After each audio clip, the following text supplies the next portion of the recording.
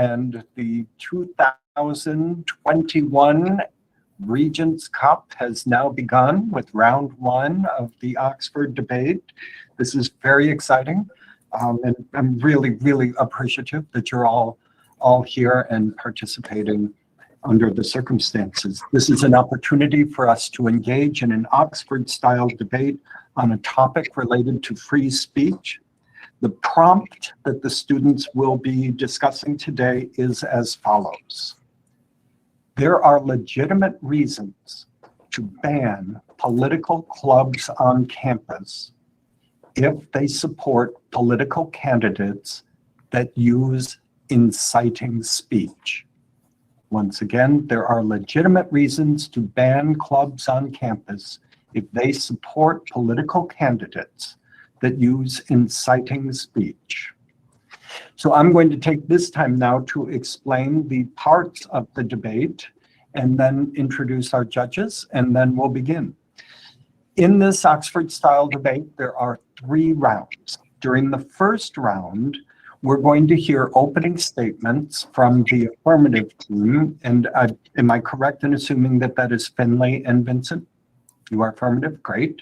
So we're going to hear the opening statements. That statement should go 6 to 7 minutes, but no more than 7 minutes, please. Then we will hear a response from the negative team, and that would be Hannah and Brenna, correct? Okay, and again, 6 to 7 minutes, please no longer than 7 minutes.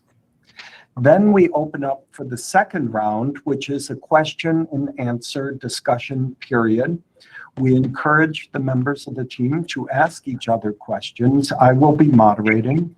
Judges, if you have something you want them to discuss, or if you have a question, please put it in the chat, and then I will read it to the students. But nobody should be, you judges, you should not be asking questions directly of the debaters. Put your question in the chat, and I will moderate those for you. So that timing on that could go 20 minutes. What we need to do is leave 10 minutes at the end for the closing statements. So I'm serving as timekeeper too, so I'm multitasking. So you'll see me looking down at my clock a lot. At the end, we have one member from each team doing closing statements. And again, that should go 4 to 5 minutes, no more than 5 minutes. And at the conclusion of the debate, our judges will complete the scores of the events.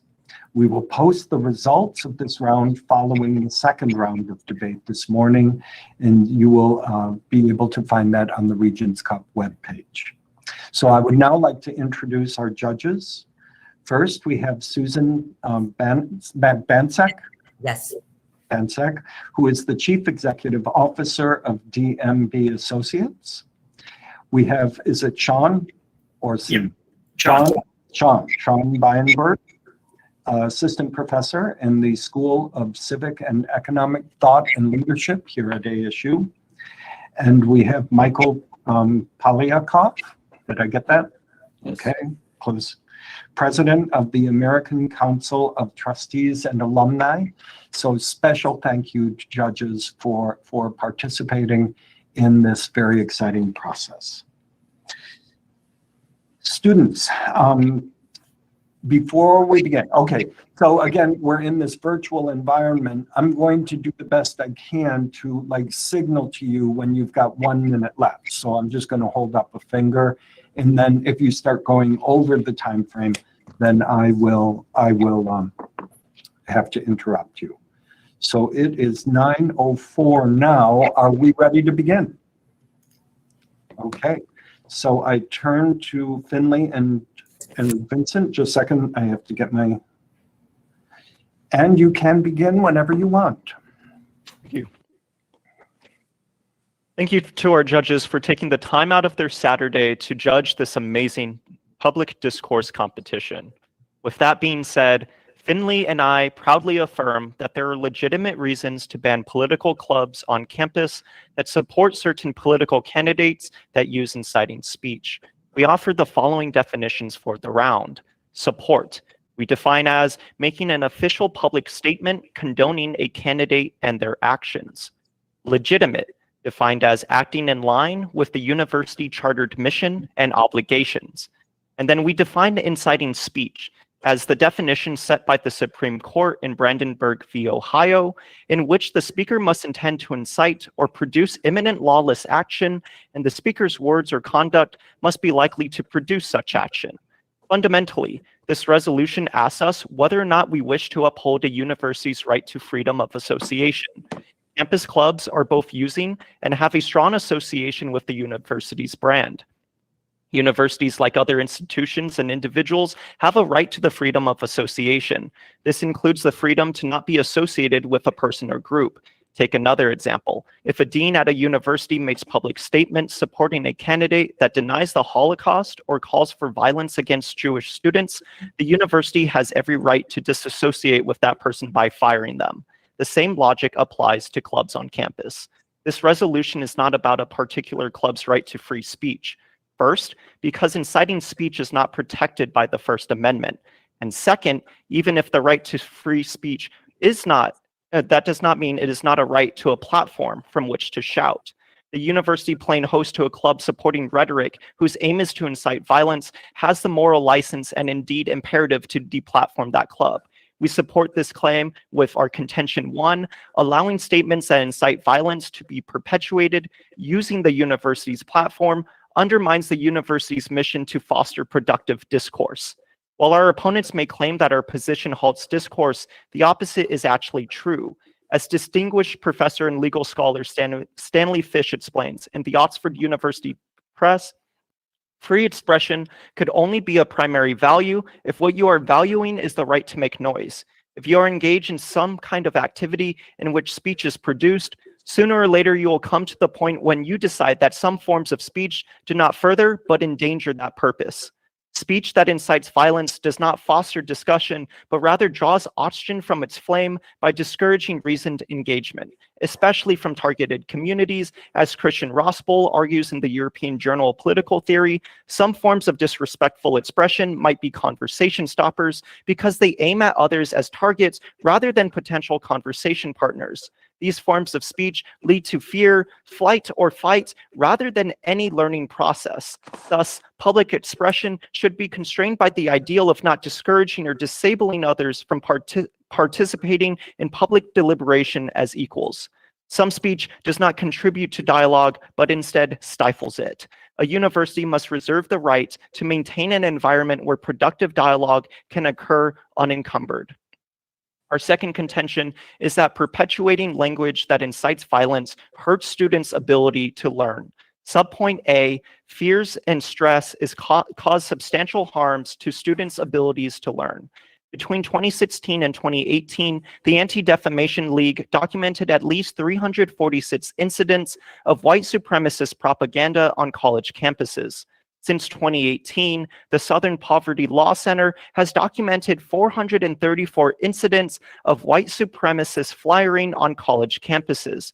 Perhaps as a result, students of color are far less likely than white students to describe their campus as inclusive, and Black students in particular are more than twice as likely as white students to say the racial climate on their campus is poor. If a call to lawless action is perpetuated by a club on campus, students can justifiably fear for their personal safety. A myriad of studies have shown that fear and stress substantially harm a student's ability to learn.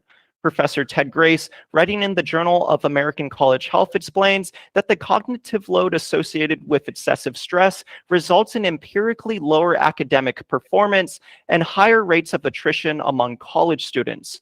Furthermore, Professor Teresa Demouche writes in the Journal of College Student Development that substantial stressors negatively impact students' general health and quality of life long after the initial impact has dissipated. It is simple as this, judges. This university ought to create a safe and productive learning environment on campus. Calls to violence using inciting speech on campus substantially endanger that purpose. Subpoint B, inciting rhetoric leads to violence. Let's go back to the definition of inciting language. The speaker must intend to incite or produce imminent lawless action, and the speaker's words or conduct must be likely to produce such action. If speech meets this categorization, it presents an imminent danger to students, and the university has a moral obligation to prevent it. This type of speech cannot be justified as productive dialogue, as its intent to provoke violence is something that is antithetical to any student's ability to learn.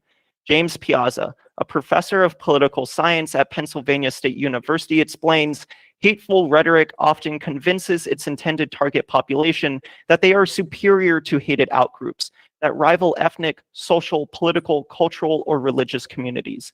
Hate speech legitimizes and builds community support for affiliated extremist political actors, producing resources, recruits, sympathizers, and apologists for these hateful activities. Universities must retain their right to disassociate from individuals and groups that endanger their mission to foster productive dialogue.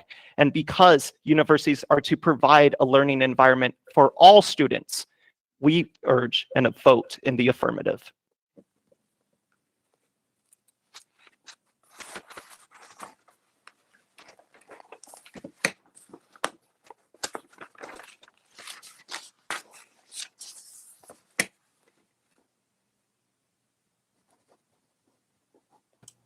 All right, thank you very much. I had to juggle with my timer here. Very good, thank you. Negative, are you ready? Okay, you can begin. Okay, thank you for joining us today for the debate. I appreciate you taking the time to be a panel for us. Myself and my partner will be arguing the negation on the side of this resolution. The resolution being that there are legitimate reasons to ban political clubs on campus if they support political candidates that use inciting speech. Now, politics is a hot topic, both culturally and on college campuses. One might even argue that politics is becoming even more divisive. And we could see that division certainly with this last election cycle.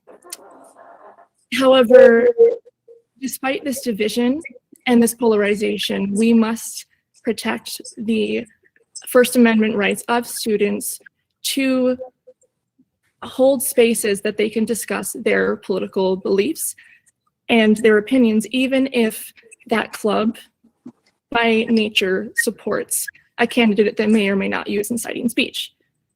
So before I continue, I'm going to get into some definitions, and then I will summarize our contentions of our debate before getting into the explanation of those contentions. The negation defines legitimate as based on fact and fairness that upholds the right of free speech and equality for all students. Ban as to prohibit and gather on campus. Inciting speech as to encourage and move to action either harmful or beneficial. A political club as a group of students meeting together to discuss shared political interests. Campus as being property of a publicly funded academic institution, and support as to share information about or align with the political party of that candidate. So to support our affirming of the negation, I will be delving into the following contentions. First, that inciting speech broadly leads to action, including positive action, not just harmful actions. Second, that banning would be an infringement on First Amendment rights. And third, that instead of banning, energy and resources should be invested in collaborative political spaces. So our first contention, that inciting speech broadly leads to action, positive as well as negative. Inciting speech is not necessarily a bad thing. If we blanket statement ban inciting speech based on the presumption that inciting speech is always harmful, we are banning the good along with the bad. Progressive cultural movements and speakers were pivotally connected with students exercising their political rights in response to the inciting speech used by those political leaders. So when we think of leaders such as, MLK, John Lewis, Rosa Parks, Susan B. Anthony, Elizabeth Cady Stanton, Dolores Huerta, Rachel Carson, we think of significant and admirable cultural leaders. However, these leaders also used inciting speech to lead individuals, including many students, to action. College students are essential to significant cultural movements. Our first evidence to support that is the Berkeley free speech movement of the 1960s. At the time, universities were implementing regulations regarding students' rights toward political involvement, both on and off campus. And at the time, any student who partook in political activities, whether on or off campus, was banned from the campus. And they argued that and found that to be in violation of those students' rights. Our second evidence is that inciting action, it's happened so many different times. Students having teach-ins on campuses during the civil rights movement, as well as the anti-war protests, were all incited actions. Coretta Scott King, the wife of Dr. Martin Luther King, spoke at anti-war rallies, inciting students toward action. So inciting speech is the backbone of major cultural movements, and banning political clubs based on association with a politician that uses inciting speech would be on the wrong side of history. Our second contention is that banning would be unconstitutional and an infringement on the amendments, on the First Amendment rights of students, and that universities are already poised to protect these rights. So First Amendment protects our right to free speech as well as the right to assemble. It's essentially McCarthyism to blacklist students by their association to a candidate that uses political speech. Just because they support that candidate does not mean that they no longer have the right to a peaceful assembly. Our first evidence is the Communist Control Act of 1954 in Arizona. So that act criminalized membership in support of the Communist Party or organizations and political members. However, in 1973, a federal district court in Arizona found that that act was unconstitutional and that even Communist Party members have the right towards their political beliefs. Our second evidence is that prior restraint is illegal.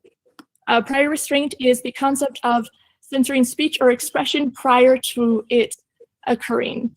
And so by presuming that inciting speech would lead to harmful actions, you are essentially judging those students with prior restraint and not giving them the ability towards their freedom of speech. Our third evidence is tenure. So academic institutions already have tenure in place to protect the academic freedoms of the professors to explore potentially controversial topics, and that sort of academic freedom of culture also applies to students as well. Universities champion a free marketplace of ideas, and to try and say otherwise is to essentially redefine what it means to have an education and be an academic institution. So banning would be inconstitutional to free speech, the right to assembly, and prior restraint. And banning these clubs would be an act of censorship that Arizona already deemed unconstitutional, even for the Communist Party. Our third contention is that instead of banning, energy and resources should be invested in collaborative spaces. Universities should be investing in cultivating multi-ideological culture, which reduces political division and promotes civil discourse. If we hide from differing ideologies that ban from the community these differing views, we are actively fighting against civil discourse. James Baldwin, the infamous civil rights activist, said, "Not everything that is faced can be changed, but nothing that can be changed until it is faced." So if we want to strengthen our democracy, we must face and embrace our differences. To recap, inciting speech broadly leads to action, both positive and negative. Banning would be an infringement on the First Amendment rights, and instead of banning, energy and resources should be invested in collaborative political spaces. We have shown that there is no good reason, no legitimate reason to ban these political clubs simply by association to these political candidates. All right, thank you. All right, excellent, excellent, excellent. It is 9:20 and we need to save 10 minutes for closing arguments. So let's go ahead and take 25 minutes for discussion. And debaters, I encourage you to ask each other questions. I'm going to go ahead and get you started. Let me start by asking the affirmative team, how would you describe the strengths and weaknesses of your opponent's platform? I would say that in regards to our opponent's case, I think that while it is important for us to have, I think one of their strong cases calling for action, right? Having productive discourse. But ultimately, as we cite here in the affirmative, like productive discourse does not happen with these political clubs that use inciting speech. Rather, it's tend to aim at these more violent acts that specifically target certain groups, and their aim is to not give these other groups like a voice, a platform to have a coffee side chat. It's rather to just diminish their voice and not have productive discourse at all. I'd also like to add on to that I think a weakness in our opponent's case is how they define inciting speech. We give a very clear definition that is backed by the Supreme Court in what is commonly known as inciting language. They define inciting language as just any speech, basically, and that lack of a definition really is very clear in their case. All right, Hannah and Brenda, do you agree with what Finley just said? Well, we definitely agree that our language for inciting speech is different. We do recognize that inciting speech in this term, the most important and most prominent definition would be hate speech or inciting speech to lead to violent action. Although we do define inciting speech as any speech, but not only any speech that moves a group of people to action, not just violent action. So why do you think that the resolution specified inciting speech if they just wanted us to talk about all speech? Well, I suppose that is a difference on definition. As clearly you have stated, inciting speech is only harmful, whereas I think that fails to acknowledge the validity that inciting speech can be positive and powerful. To clarify, we don't say that inciting speech is always going to be harmful or the results of it are going to be harmful. We just set a standard that the Supreme Court has given that defines it as inciting to lawless action, and that lawless action is probable to imminently occur. So we're not saying that the result of inciting speech is always going to be bad, or revolution is never good, right? Or use of violence is never a productive thing. We are just saying that on a college campus, when it comes to inciting speech, the university does have a legitimate reason to ban it because it is asking for violence. Then I have a question for you. Do you believe that if a candidate uses inciting speech, then by default, all political members of that club on campus should be held accountable for that same inciting speech and any potential violence? Absolutely not, because as we provide in our case, we provide specifically support of making an official public statement. So it doesn't matter if you may have your local political club that is associated with a certain candidate, and a candidate says a statement that is inciting speech. Until that political club makes an official statement saying, hey, we actually back this inciting speech and think that they are in the right, then that's when we see that official line drawn between having support for like a candidate's specific actions that they're trying to incite and just general support that we normally see on college campuses. Well, then I would like to clarify, because in a previous answer to one of the questions from the moderator, you had stated that the clubs themselves use inciting speech, which is not the resolution for today. We are debating on the use of that speech by the political candidate and not by the clubs directly. I think I can clarify that. So what we are saying is that when you have a political club on campus, they are using the university's platform. They are associated with the university. So if this club comes out in support of a candidate that's using inciting speech, then they are in essence using the university's platform to perpetuate inciting speech. And that association between a university and inciting speech in that way, we think is really counterproductive, and we believe the university reserves the right to disassociate from that candidate, from that speech, by banning that club. I do have a follow-up question. Oh, sorry, Brenna. Yeah, don't you, what is your opinion, or what is your stance on the idea that the university itself might have internal biases when it comes to alumni and political alignments when it comes to banning certain clubs. And do you think that would cause a potential problem if, say, they banned a club for backing a candidate's inciting speech when, you know, in reality it could have been defined a different way? That's why in our definition of inciting speech, we use the case of Brandenburg v. Ohio, which the Supreme Court provided a two-stage litmus test in order to determine whether or not this was inciting speech. First, it was all based on the intent, on whether or not these people have, like the political club, the speaker, whatever it may be, had the intent to produce lawless action.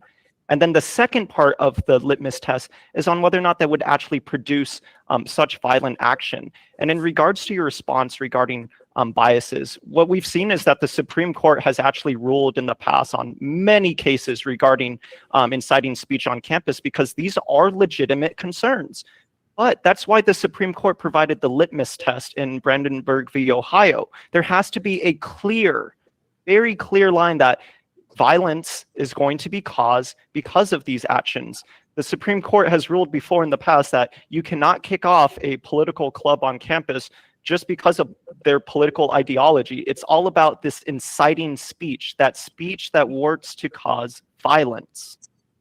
I'd also like to add that you have case law on this now that would provide guidance for these universities, and a club could appeal to the courts, right? They could say, hey, my rights have been violated here, I want this to be brought before a judge, and I want my case to be heard. And so a university would have checks and balances against it, but we think that even if there is a small gray area here, because the university's right to freedom of association on their property, frankly, trumps anything else, that we think that should be given priority because it's protecting the learning environment, and that's ultimately the #1 mission of the university. So you can take a moment and reply to that, and then we have a new question. So Yes, thank you. I disagree with some of your arguments. The biggest thing being that your argument keeps putting the responsibility of the inciting speech back onto the students, when really that is the accountability of the politician that is using those words. The students at public universities still have the right to their First Amendment rights, and universities have to protect those. That includes the right to peaceful assembly and the right to free speech. And to presume that these students are going to take part in harmful action just based on association without having done so or without any proof of that action. Like I said, that is in my argument before, that is prior restraint and is unconstitutional. So that's actually a nice segue. What each side, how do you define violence? So how the affirmative would define violence is that we use both the Brandenburg case because it was a direct and clear danger, but also the Supreme Court has also ruled in cases like Morse v. Frederick, for example. That was on illegal drug use and promotion, in which this court, in deciding the justification for that, was basically if there is a clear and present danger in which direct harm can be attributed from that action, physically, since we are talking about violence here, that is physical violence, then that obviously is not protected under the First Amendment. If you're if you go into a movie theater, right, and you shout, hey, there's a fire, and everyone runs out, you're going to be charged because that's a form of speech that causes mass panic and violent stuff like that. Okay. Hannah or Brianna? The negative, we just use the Merriam-Webster dictionary, the use of physical force so as to injure, abuse, damage, or destroy. I would like to add to that. Violence can also be interpreted as being directly against the laws or regulations of the city, state, country, whatever. However, our founding fathers intended us the right to challenge our government, And so as with the civil rights movement and the anti-Vietnam War protests, those actions were considered violence by association of being contradictory to the laws and regulations of those times. Could you clarify that? Are you talking about a discursive violence, or what does that mean? Could you ask that again, please? Yeah, I think I got a little bit confused at the end. And is there such thing as discursive violence or emotional or intellectual harm that can be done through speech?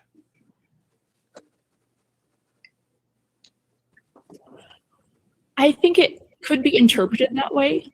I think that anything that challenges the dominant cultural narrative can be conceived as discursive violence.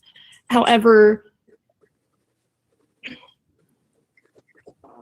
yeah, it depends on how deep you want to get into what could qualify as potential violence, because I think that is a rabbit hole in and of itself. However, the resolution today is around inciting speech itself, which is not inherently violent. And Vincent or Finley, what do you think about that? I disagree that violence just has to be against cultural norms or against laws. I don't think that that's how we use the word violence in everyday language. I think that it's interesting that my opponents bring up the civil rights movement and Martin Luther King Jr. because he was very opposed to inciting language. And this is a big problem with inciting language that our opponents haven't dealt with, that inciting language actually shuts down other people's discourse, right? The use of threats and the use of violence have commonly been used to try to exclude people from discussions, to try to stop them from using their freedoms. So there's a balancing act that needs to happen here. We have to protect everyone's freedom, and certain forms of speech, as defined by inciting language, for example, are going to harm speech in a very serious way because they disable others from engaging in the conversation. And I want to hear what our opponents have to say about this direct effect that inciting language has. Yes. So again, it comes down to our my and my opponent's side's definition of inciting language, because Martin Luther King Jr. incited a lot of actions in his time. I would say that the March on Washington itself is proof enough on that regard. And I think that my opponent is remiss not to acknowledge that inciting language can be positive and that it doesn't inherently include violence. So I had a question about your guys' case, actually. In your third contention, you talk about trying to paint this idea of having discourse, right, between like both different sides. But in your intro, you talk about how there's great division right now. So how do we see like this productive discourse take place if right now, as you stated, we're seeing that discourse between groups, while also like these groups, they can act violent towards one another? How do you anticipate getting a club that advocates for violent action to collaborate with a club that it is very much against? How do we cross that threshold or that barrier? Yes, thank you for the question.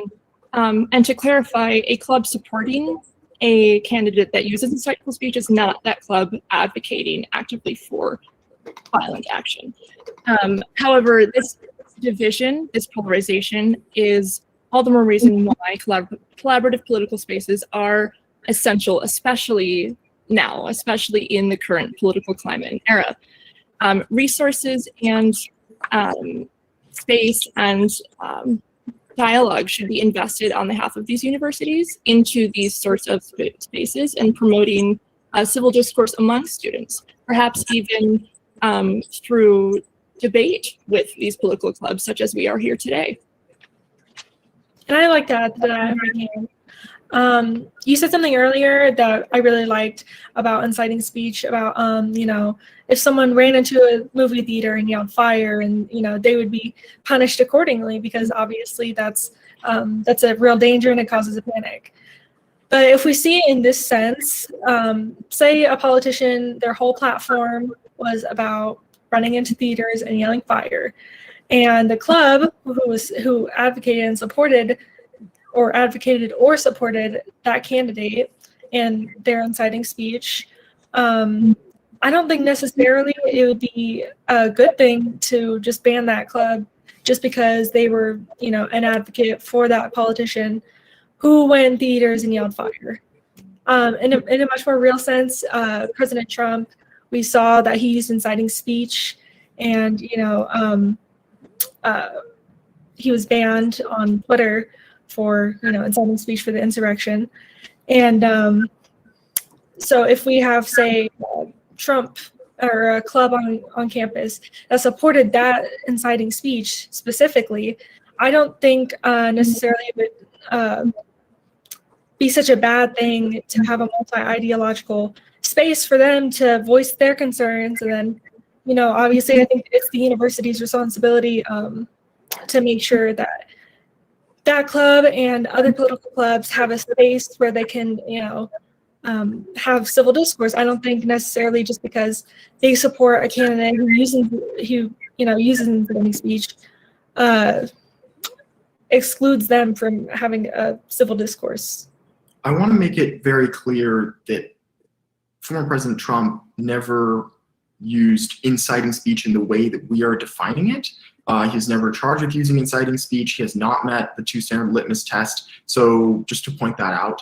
I also think that the far more apt example would be a candidate, say, for a neo-Nazi party that is using inciting speech against Jewish students on campus. And the idea that the solution to a candidate using speech that calls for imminent violence against Jewish students is to have those Jewish students discuss the topic with supporters of that candidate.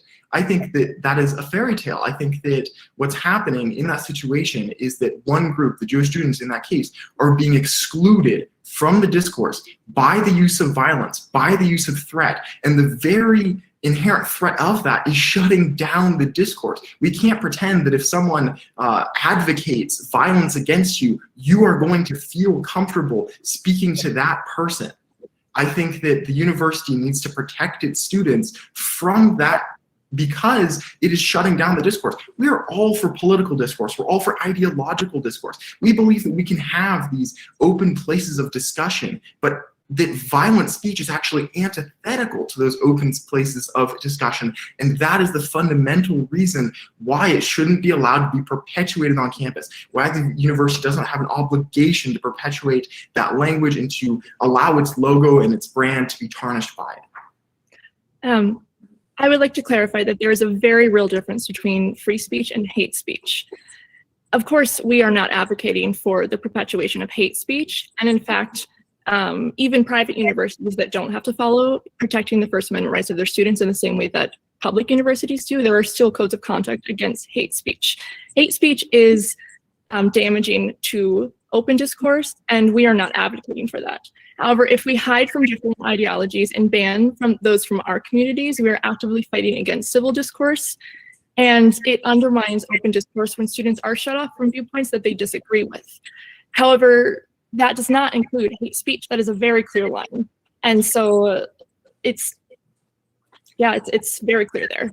I would like to draw an additional distinction. There's a distinction between like discourse, then you have hate speech, which is potentially harmful to students, and we can have a different debate on that. Inciting speech is even above hate speech. It is calling for direct violence. So if you guys don't condone hate speech, there's no way that you guys would condone inciting speech as part of productive discourse. I would disagree that hate speech is not always harmful. You implied that it is up for debate on whether hate speech is actually harmful, and the negation would disagree with that. However, as we have shown in our contentions, inciting speech is not the same as hate speech, and inciting speech does not always lead to violence.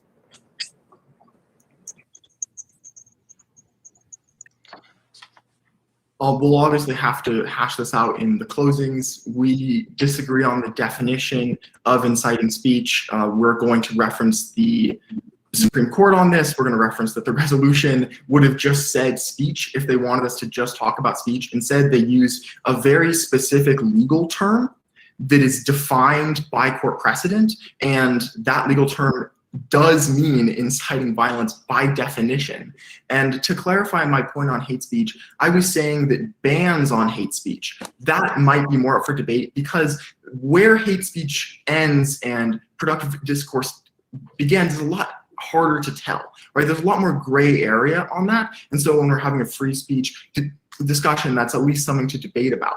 Inciting language has a very clear, bright line. And that's our point here, is that we can have all of this ideological discourse, all of this productive discourse, without having to include inciting language, which is already not protected by the First Amendment and is actually antithetical to the university's mission. Yeah, we agree on that line between hate speech and inciting speech, and that hate speech is definitely a different debate. But personally, our definition of inciting speech, obviously it's different than your guys's. It can be beneficial or harmful. So we'll just, for the rest of the debate, I think we'll, stick with just talking more about the harmful effects of inciting speech, which definitely has a real life consequences and effects, of course, but I think there's a difference between, the Nazi Party and, say, a club that supports, a candidate that uses inciting speech. I don't think that those two are interchangeable at all. I think there's a very clear line between those two. And I think that the idea that civil discourse or inciting speech is antithetical to civil discourse. I think civil discourse has a place in campus politics and political, clubs and parties and such. But I think that if we ban clubs that support a candidate for using inciting speech, we're not opening up a discourse on why that is or why that candidate uses inciting speech in the first place. And we 100% agree with you that there should be this open discourse.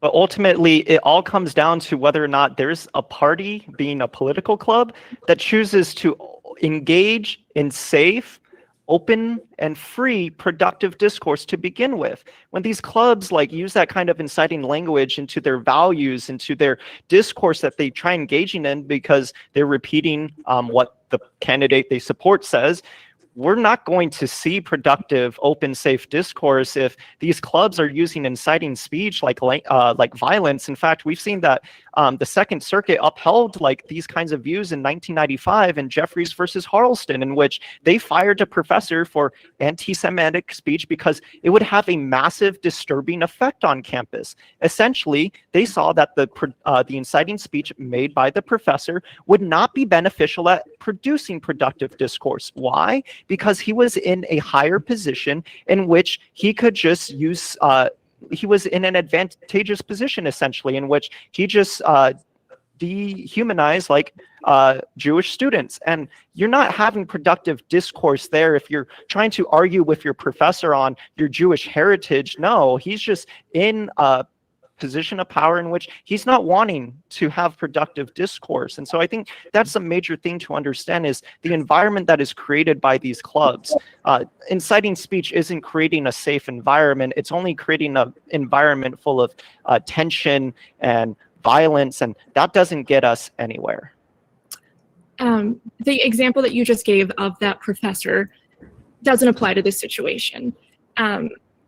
Anti-Semitism is defined as being hostile or prejudiced towards Jewish people, and the dictionary definition of hate speech is abusive or threatening speech or writing that expresses a prejudice on the basis of ethnicity, religion, sexual orientation, or similar grounds.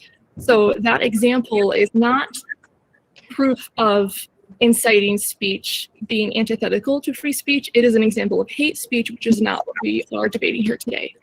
I think that the broader point that Vincent is making here is that the court has upheld the university's right to protect the educational environment as its primary mission. And so we would say that when it comes to legitimate reasons for banning a club, that protecting the university's mission to have productive discourse and to have, most importantly, a good educational environment for all students, that the court has protected this right. So I think that's the general point that we're making. And so speech that harms that, there is a legitimate reason to ban it. We agree that universities have the right and the imperative to protect their students. And we also agree that they should ban hate speech and users of that speech. However, we are also arguing that the responsibility of these universities to protect their students includes the First Amendment rights of those students, which in application to this resolution covers their right to peaceful assembly and their right to free speech. Yeah, I'd like to add to that if I can. Just real quick, I feel like we're jumping the gun a little bit when we're saying, when we're using these arguments about, the professor, for example, using anti-Semitic, hate speech in class. I don't think that's really synonymous with a club supporting a candidate that uses inciting speech, because that's a very different argument. I get the part about how it disrupts civil discourse, and absolutely I understand that that's a real concern when it comes to political clubs supporting a candidate who uses inciting speech. But I think for this argument specifically, I think it is just jumping the gun a little bit. It's, Okay, let's pause there, and we are now going to begin with the closing statements, round 3 of the debate. And you have 4 to 5 minutes, and tell me when you're ready. Sounds good. Let's begin with the definition debate that we are having in this round. Our opponents say that inciting speech is just speech that is a call to action. If the resolution wanted us to just talk about call to action speech, we would have said call to action speech, or they just would have said speech. Speech, again, has a purpose, and often it is a call to action. But that's not how inciting speech is defined. We have clearly showed that the Supreme Court has set a precedent that inciting speech is speech that intends to incite imminent lawless action, and 2, is probable to create imminent lawless action and violence. So with that in mind, we can go on to our opponents' points. Our opponents say that Martin Luther King and other activists have used inciting speech. They haven't. In fact, nonviolent activists find inciting speech repugnant, and they are specifically for productive discourse and for nonviolent methods of changing the society that we live in. Inciting speech is shutting people out, not encouraging engagement and solutions. Our opponents say that this ban would be unconstitutional.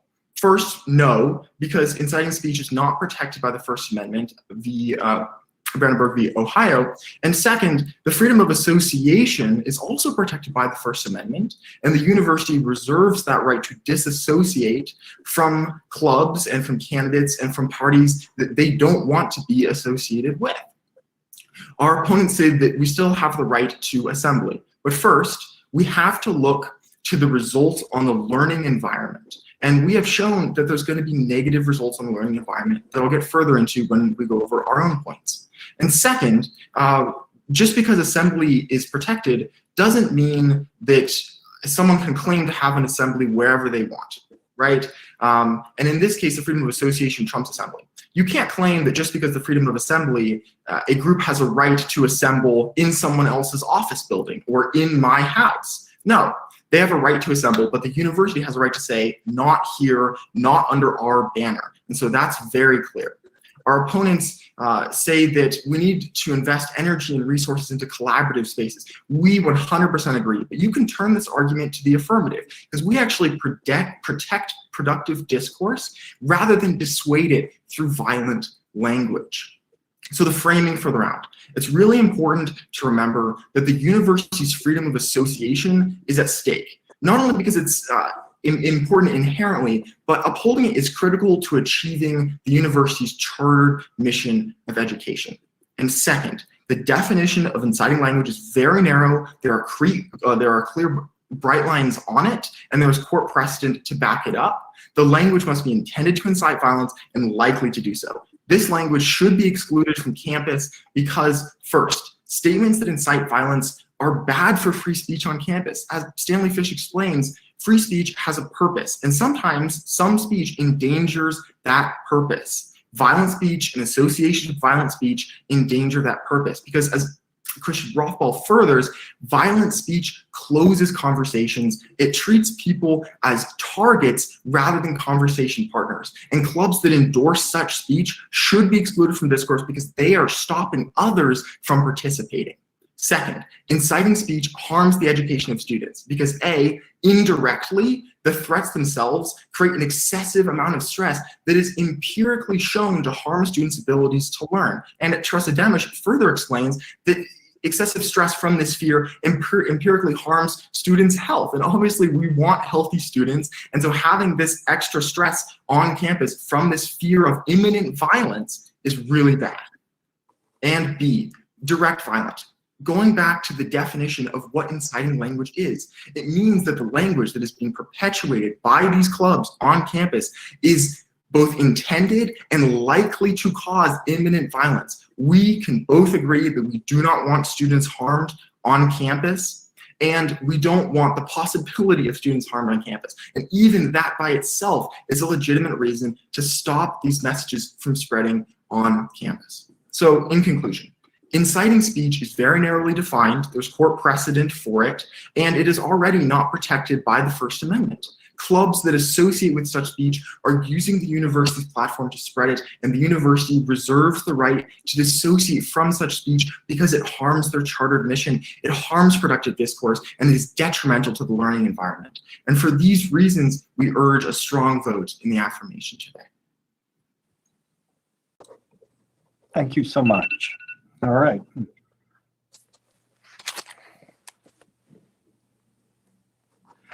Okay, is the negative team ready? Yes, sir. Sorry. All right, I'd like to thank our opposition as well as the judges, moderators, and audience, if we have one today, for a really great debate. Now for our team's closing arguments, I'd like to give everyone a reminder of what exactly it is we've argued here today. Our first argument is that banning political clubs from a college campus if they support a political candidate that uses inciting speech is a violation of our First Amendment. While we wholeheartedly agree with the affirmative that hate speech poses a very real danger to students and even staff, we also recognize that simply banning certain students from organizing a club that supports the rhetoric of a political figure just because of their history of inciting speech, which, may I remind everybody, on the negative we define as harmful or beneficial, is a threat to our First Amendment constitutional right to free speech. Of course, there needs to be boundaries set for students who actively enable hate speech on campus, but supporting a person for speech that can be viewed as inciting is crossing a constitutional line. Second, we argue that banning such clubs is actually making the problem of hateful rhetoric worse. College campuses are a place where education thrives, and in that case, wouldn't that be the perfect place for people of different ideologies, borderline hateful ones, to grow as people, to educate themselves? We need to solve these problems, not ignore them. If we give students a constructive platform to discuss the reasons behind their hateful, or the politics hateful and inciting rhetoric, and let them educate themselves, we have an actual real-life chance at creating a space where inciting speech won't harm the community nearly as much as we've seen in the past. Furthermore, I believe that we've proven to an extent that biases that exist in the universities would set a problematic, if not dangerous, precedent. If a university bans strictly left or right-wing clubs, that university would clearly be infringing upon the students' rights to free speech and the freedom to assembly. Our opponents say that Martin Luther King Jr., for example, was an opponent of inciting speech. And if we're defining inciting speech as a call to lawless action, we know that MLK was one of the biggest proponents of civil disobedience. And third, as we've discussed, inciting speech and hate speech in particular poses a danger and a threat to not only the people most at risk in our college communities, but the fabric of the college community as a whole. Violence is something that we need to be cautious of, whether or not we decide to ban these controversial clubs. We should work on cultivating a multi-ideological space in which we're allowed to speak our truths instead of suppressing them and hoping that no violence comes from a group that supports the wrong politician. In the world of the affirmative, there's no room for our democracy to grow, and that's just not a world that I would want to live in. Thank you.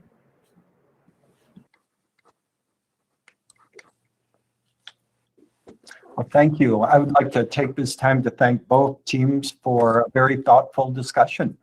And thank you to the judges for participating in this process. And you've sent the 2021 Regents Cup off to a very good start. So thank you very much.